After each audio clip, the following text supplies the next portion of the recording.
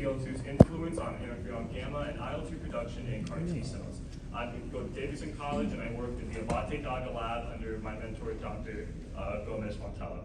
So, to start with some background, Q2-DL2 is a cell surface receptor that recognizes HLA-C1, a subtype of the human leukocyte antigen, as self and activates pathways that inhibit cytotoxicity towards the cell expressing its ligand. Now, KIRs are typically found on NK cells, however, they are found on T cells in lower quantities. But why do we care about Q2-DL2? Well, we care in the context of CAR T cells. Chimeric antigen receptor T cell therapy, or CAR T, involves the removal of T cells from the cancer patient and genetically modifying them to be equipped with a chimeric antigen receptor capable of recognizing binding sites specific for the patient's tumor. Now, T cells typically recognize threats to the body via the TCR. However, tumors have mechanisms to evade this form of recognition. That's why a chimeric antigen receptor is required to initiate the anti-tumor functions of the CAR.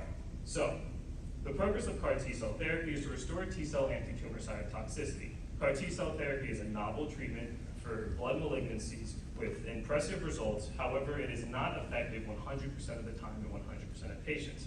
So, for example, Dr. Abate Daga has observed that when patients endogenously express Q2-DL2 and then undergo a T cell transfusion, like in CAR T cell therapy, they are observed to have a significant upregulation of the Q2-DL2 expression on the surface of their new T cells. The increased CAR expression results in a counteractive T cell inhibition towards the tumors expressing the KIR's ligand HLA-C1, which eventually contributes to tumor relapse as these CAR T cells are unable to mount a long-withstanding immune response towards the tumor. So, this summer, I investigated the question, what are the intracellular mechanisms following the activation of Q2-DL2 on CAR T cells that allow for the cancer relapse?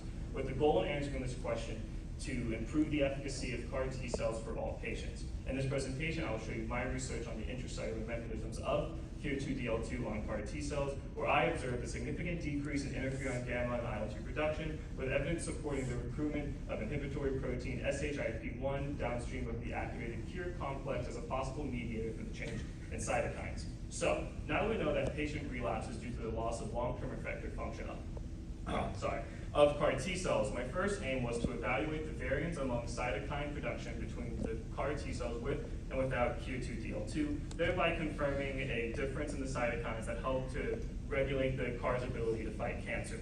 So, to do this, I used qPCR to quantify the amount of RNA specific for interferon gamma and IL-2 within my CAR T cell samples after they were co-cultured with tumors possessing the ligand HLA-C1 for 24 hours. For the sake of my project, I'm going to be using the CAR T cell line with a receptor against the BCMA epitope found on myeloma, specifically using the U266 myeloma cell line as my target throughout my experiments. Now, I chose to look at interferon gamma and IL-2 expression as these are responsible for the enhancement of T cell activation as well as the stimulation of T cell proliferation, both of which being required for a withstanding long anti-tumor response in the body. So, upon completing my qPCR, I observed significantly less interferon gamma and IL-2 production via its RNA in the KIR-positive CAR T cells compared to the KIR-negative CAR T cells.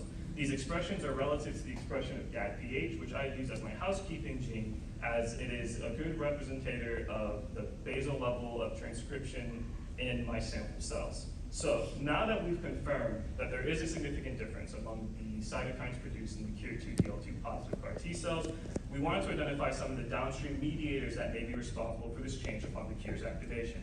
To do this, we ran Western blots of immunoprecipitated Q2-DL2 at different time points of tumor exposure so that we can observe which proteins are recruited downstream of its activation. We decided to stain for the presence of SHIP1, as this is an intracellular phosphatase that inhibits the immune response, with literature supporting its influence on both IL-2 and interferon gamma, as well as literature supporting its recruitment to the Q2-DL2 complex when in NK cells. So, our initial Western blots were done at time points 0, 1, 5, and 10, and, oh, that's a mistake, that shouldn't be that big, but what we observed was a rapid change in enrichment between the 1 and 10 minutes, so we decided to run another Western blot with increased time points, and what we observed was not just clearer bands compared to the original Western blot, but a consistent recruitment or consistent enrichment of SHIP to the activated cured complex between minutes 10 and 45, which I believe is adequate evidence for the recruitment of the SHIP1 phosphatase to the activated cured complex. So in conclusion, the Q2DL2 positive CAR T cells exhibit decreased interferon gamma and IL-2 production when in the presence of their HLA-C1 positive tumors. Not only that, but the immunoprecipitations of the activated Q2DL2 confirm the involvement of inhibitory protein SHIP1 downstream. So for my future directions, I'd like to research the consequences of removing the Q2DL2 gene altogether from the CAR T cells before they're infused back into the patient, as well as continuing to define the exact downstream mechanism of the activated Q2DL2 in the CAR T cells, as both of these directions will contribute to the overarching goal of the Abate Daga lab, which is to make CAR T cells more effective in every patient that receives them.